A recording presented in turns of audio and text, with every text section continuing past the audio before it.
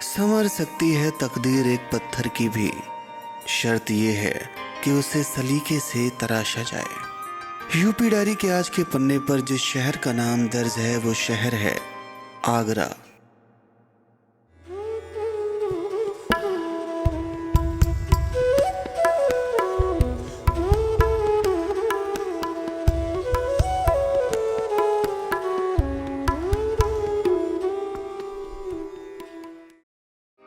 आगरा उत्तर प्रदेश का ऐतिहासिक शहर है जिस पर ज़्यादातर मुगलों का शासन रहा है।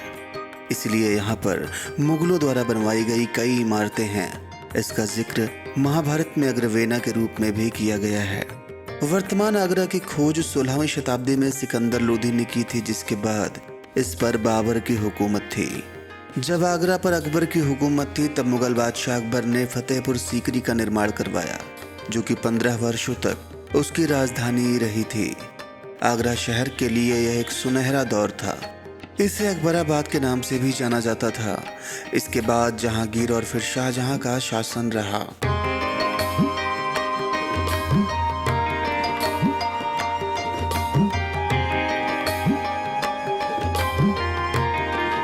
शाहजहां के शासनकाल में आगरा शहर को बहुत ही लोकप्रियता मिली। इस दौरान शाहजहां ने दुनिया की सबसे खूबसूरत इमारत और मुगल स्थापत्य कला का बेजोड़ नमूना ताजमहल बनवाया था। मुगलों के बाद आगरा पर मराठाओं और फिर ब्रिटिशों का शासन रहा है। यमुना के किनारे स्थित आगरा घूमने का सबसे अच्छा समय अक्टूबर से मार्च तक का होता है।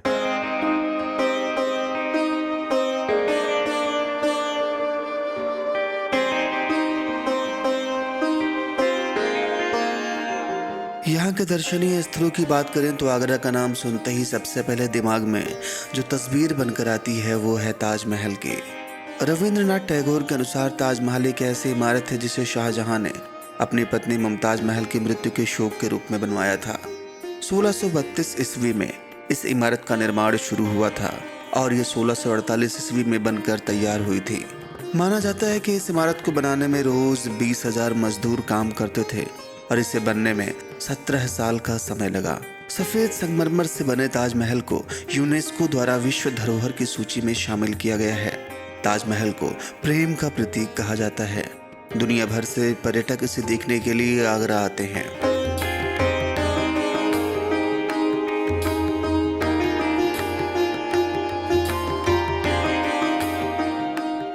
आगरे के किले को लाल किला, फोर्ट रोज और आगरे का लाल किला भी कहा जाता है।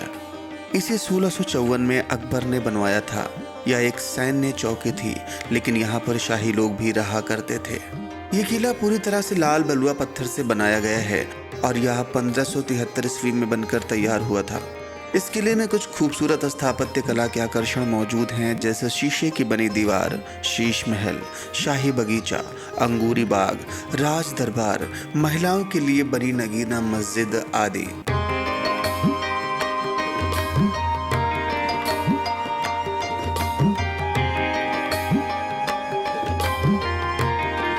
ये भारत की सबसे बड़ी मस्जिदों में से एक है। आगरे के किले के बिल्कुल विपरीत में स्थित है जामा मस्जिद।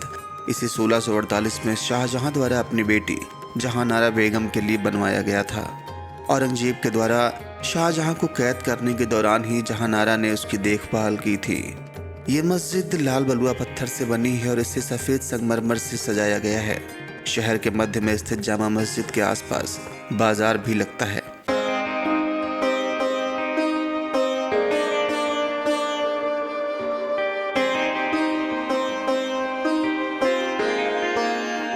आगरा के किले में स्थित है खास महल और आगरा आने वाले पर्यटकों को ये जगह जरूर देखनी चाहिए।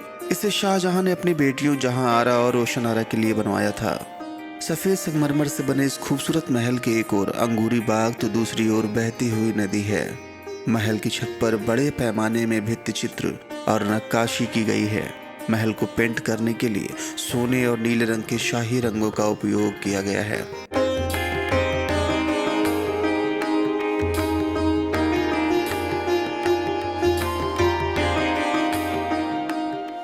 चीनी का रावजा। इसका निर्माण शाहजहां के राज दरबार के प्रधानमंत्री और अल्लामी के महान कवि मौलाना शुक्र अल्लाह शिराजी द्वारा करवाया गया था। उन्हें स्वयं के मकबरे बनवाने का शौक था, इसलिए उन्होंने 1635 में चीनी का रावजा का निर्माण करवाया। इसे चीन का किला भी कहा जाता है। प्रधानमंत्री ने इस इमारत के निर्माण के लिए चमकीले टाइलों को चुना था। इस मकबरे की वास्तुकला को अपरंपरागत माना जाता है क्योंकि इसमें एक अप्राकृतिक गुंबद है।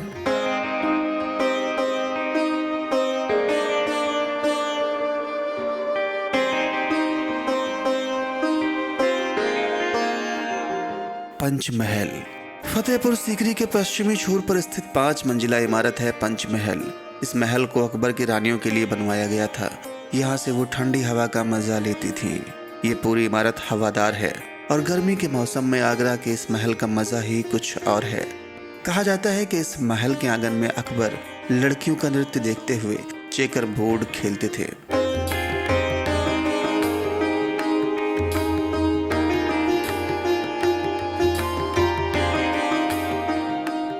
सुर सरोवर पक्षी अभयारण्य आगरा का ये छोटा सा अभयारण्य उत्तर प्रदेश के पक्षी अभयारण्यों में बहुत खास है। इसमें कीथम झील का मीठा पानी भी है। सुर सरोवर का यह नाम मशहूर हिंदी कवि सूरदास के नाम पर रखा गया है। इनका जन्म इसी क्षेत्र के आसपास हुआ था एवं इसे 1991 में अभयारण्य घोषित किया गया था। इस अभयारण्य के परिसर में आपको स्लोथ बियर भी देखने को मिलेंगे। अभयारण्य की झील में आप बोटिंग का मजा भी ले सकते हैं।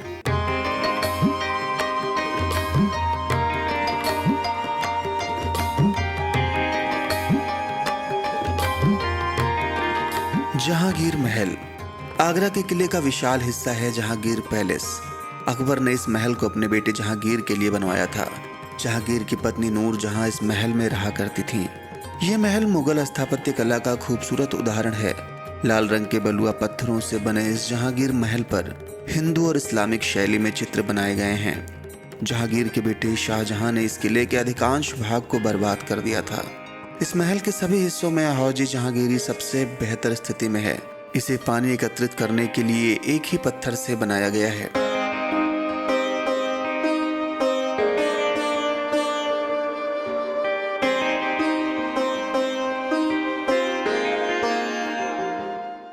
सोलह में अंगूरी बाग को शाहजहां द्वारा बनवाया गया था।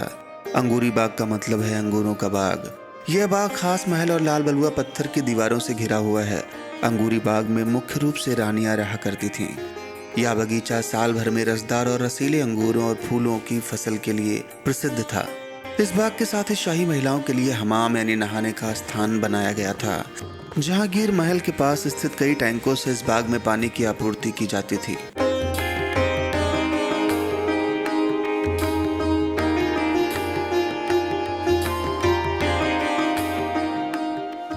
मोती मस्जिद को भीतर से सफेद संगमरमर और बाहर से लाल बलुआ पत्थरों से बनाया गया है।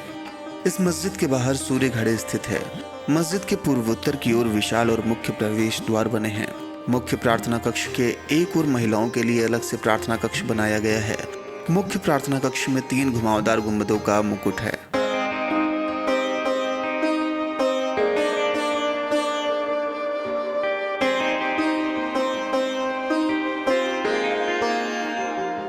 एतमादुद्दौला स्मारक एतमादुद्दौला स्मारक आगरा शहर के मध्य में यमुना नदी के किनारे बसा हुआ है।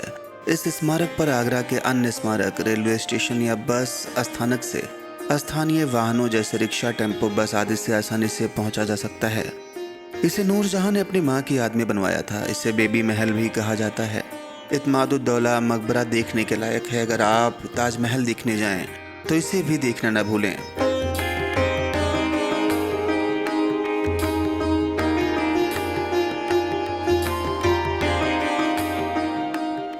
मेहताब बाग मेहताब का एक अर्थ चांद की रोशनी भी होता है।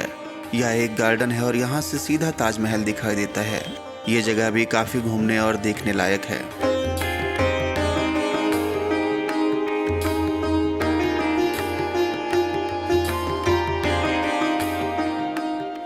गुरु का ताल गुरु का ताल एक ऐतिहासिक सिख गुरुद्वारा है। इसे सिख समुदाय ने बनवाया था।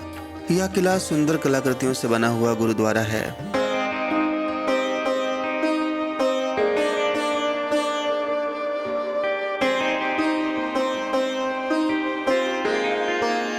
तो दोस्तों, यूपी डायरी का आज का सफर बस यहीं तक। आशा करते हैं आपको हमारा आज का ये वीडियो बेहद पसंद आया होगा। अगर आप भी बनना चाहते हैं यूपी डायरी के अगले सफ़र के साथी, तो अभी हमारे चैनल को सब्सक्राइब कर दें। और आपको हमारा ये वीडियो कैसा लगा कमेंट सेक्शन में ज़रूर बताएं। शीघ्र ही मिलते हैं अगले सफ़र पर, तब तक के लिए आप सबको नमस्कार।